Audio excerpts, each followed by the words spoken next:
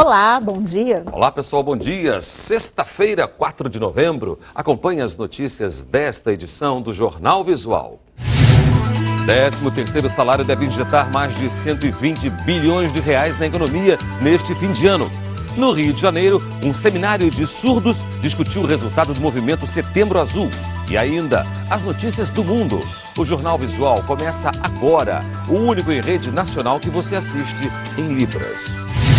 O 13º salário deve injetar mais de 120 bilhões de reais na economia neste fim de ano. O comércio aposta nesse dinheiro para dar início às vendas de Natal, mas os economistas recomendam prudência.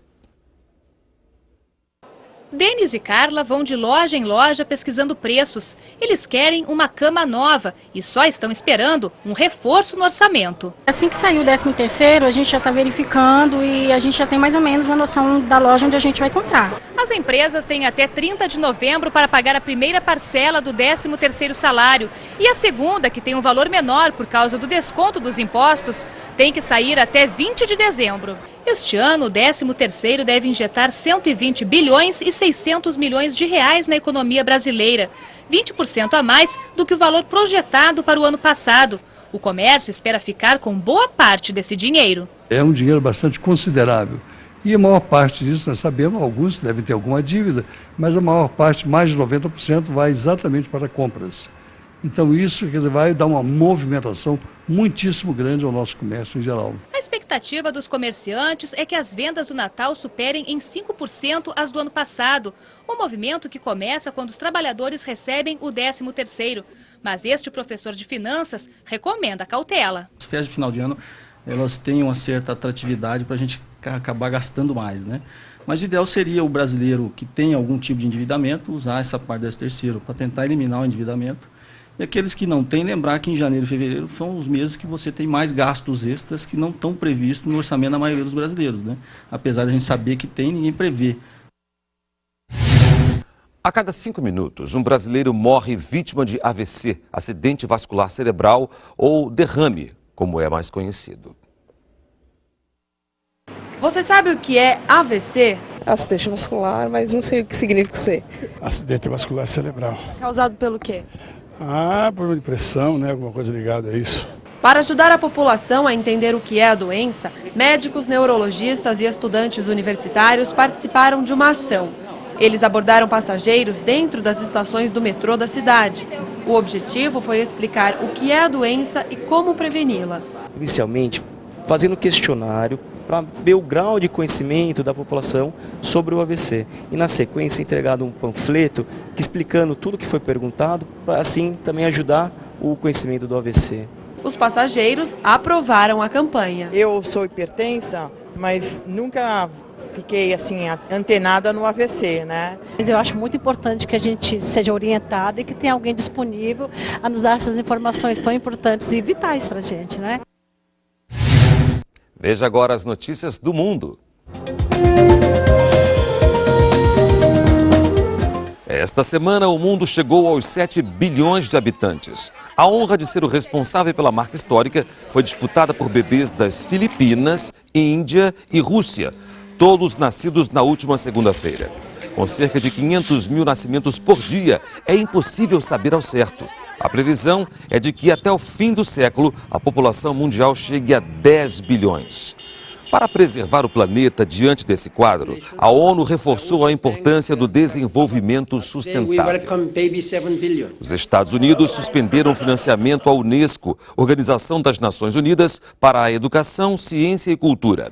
A decisão foi tomada depois que o organismo reconheceu a Palestina como um Estado-membro com plenos direitos.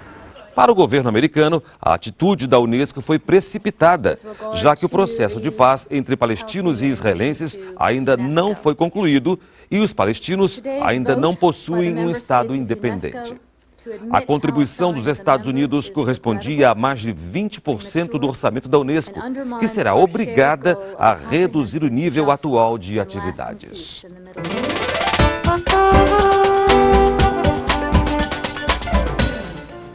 Mochila, uniforme, estojo, fichário,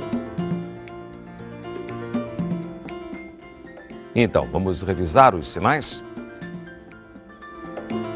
mochila, uniforme, estojo,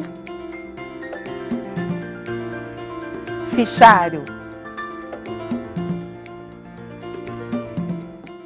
No Rio de Janeiro, um seminário promovido pela Federação de Educação e Integração dos Surdos defende uma metodologia de ensino bilíngue nas escolas e concursos públicos em Libras para garantir inclusão social. No encontro, os educadores também fizeram um balanço do movimento Setembro Azul.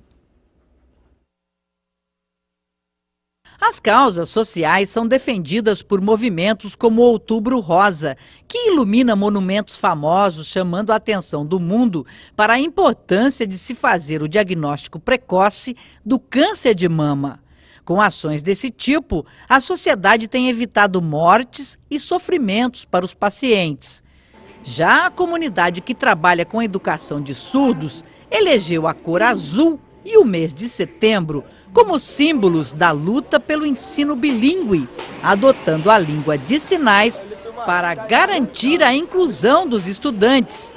É que, ao contrário dos alunos tradicionais, os surdos não têm o português, e sim Libras, como prioridade para a comunicação. A comunidade surda brasileira tem se formado em várias áreas de conhecimento, educação, linguística, cinema, e eles têm construído nesses últimos 10 anos um pensamento crítico sobre aquilo que o poder constituído ouvinte tem proposto a eles. E nessa construção da comunidade surda, eles estão exigindo que se construa as escolas de educação bilíngue, que são escolas que irão contemplar a educação deles através da língua de sinais, usando a língua de sinais, através de pessoas que falam essa língua, e através dessa língua eles vão poder aprender outras línguas e o principal, que as pessoas ouvintes ficam muito preocupadas, o português falado no Brasil, na sua forma escrita, é claro.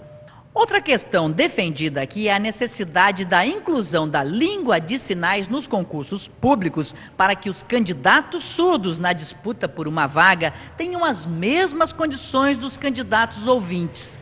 Eles sugerem a tradução em Libras de todas as perguntas da prova. A Universidade Federal de Santa Catarina construiu esse aporte tecnológico para que os surdos tenham acesso a provas através de língua de sinais, através de uma prova que ele vai ver e ele vai responder por escrito em língua portuguesa. O seminário está encaminhando as propostas para o Plano Nacional de Educação, que define as políticas públicas de ensino dos próximos 10 anos no Brasil. Cobramos uma educação bilíngue, com Libras e português escrito nas salas de aula.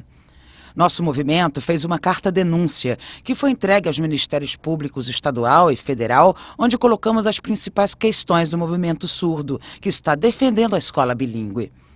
Também contamos com o apoio da OAB e de vários parlamentares. Nossa luta, então, é pela presença da escola bilíngue prevista no Plano Nacional de Educação. Eu espero de forma positiva que agora o MEC atenda a nossa proposta e inclua no Plano Nacional de Educação diretrizes para uma escola bilíngue para surdos. O Jornal Visual termina aqui. Obrigada pela companhia. Assista agora ao Repórter Brasil. Bom dia.